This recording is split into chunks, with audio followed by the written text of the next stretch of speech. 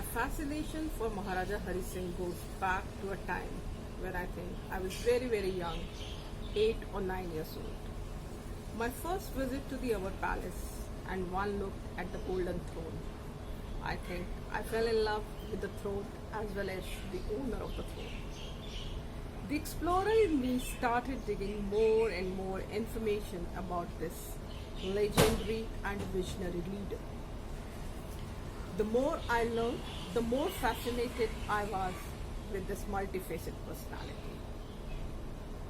An ardent lover of art, he was different from the rulers of his time and much ahead of them. His efforts to uplift the downtrodden, his decision to open the doors of temple for all, his decisions to fight against sati pratha, child marriage, women abuse, and his work in the field of women empowerment are a testimony of the education and exposure he received.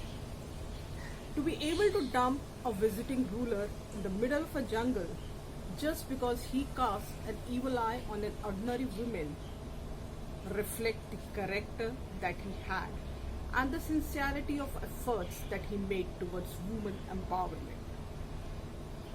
On his birth anniversary, as a tribute to this legendary figure, all I say is that the society that he envisaged, the society for which he laid a foundation, becomes a reality for each and every Indian. Thank you.